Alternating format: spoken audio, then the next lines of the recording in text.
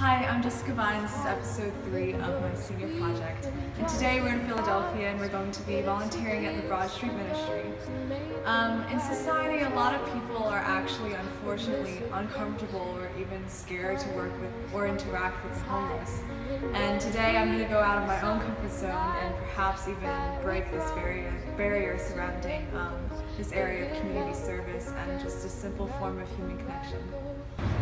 The Broad Street Ministry is a Christian nonprofit organization that provides services for the impoverished in Philadelphia and encourages broader-minded thinking and the discussion of moral issues in the city and the world. Chris Stein, Maddie Hughes, and Maura Fay graciously allowed me to follow them today to Broad Street Ministry, a place that seeks out volunteers like us to help with meals, clothes, toiletries, and other commodities, and to connect with other people as a community. And although I couldn't physically film any of the wonderful people I met during the day, I did meet a regular volunteer named Leanna, who told me an inspirational story about one of Broad Street Ministry's guests. When I first came here, a few months after I came here, I was serving meals, and it was this time of day, the end of the day, right before closing, and a young man came in, and he sat in the back of the room at a back table because those are the first tables served. And so I walked back and I sat with him, and he said, "You want to sit here?" And I said, "Yeah." "Well, why do you want to sit here?" I said, "Because you're a new face. Haven't seen you before. I want to know your name so that I can look for you again and I'll be able to call you by name." He goes, "Why?" And I said, "Because you're a guest here, and because you're valuable, and because I want to know more about you." So he was quiet for a while, and then he pointed to his head, and he said, "See this?" I thought, "What is he asking me?" And I said, "No, I don't know what you're talking about." And he said, "This. If I go down the street at Broad Street to the coffee shop and go in for a cup of coffee and don't have this on my head, they won't serve me. They tell me to go out because they know who I am.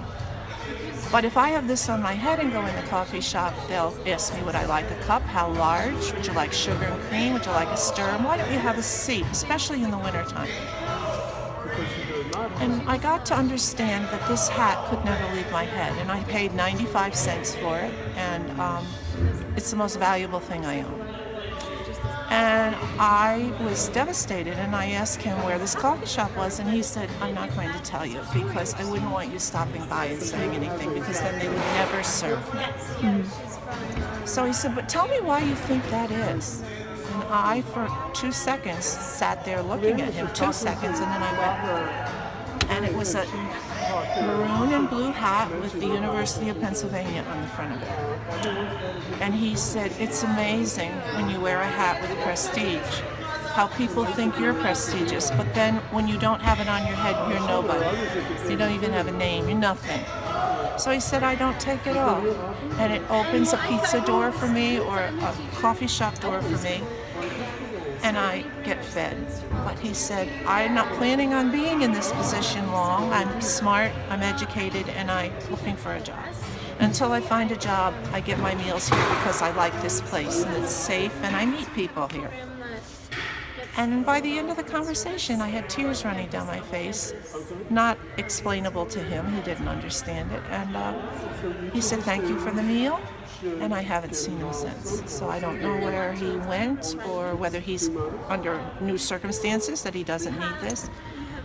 But the pleasure was mine. And when I left this place and on the way home, I said to JD, I got more out of this place today than I have so far by talking to that young man. Because there's a spirit here. And there's a love here for the guests, and they're treated kindly, good food, and they feel safe here. And that's why I come here. And I wish I could come every single day, but I live too far away and I can't.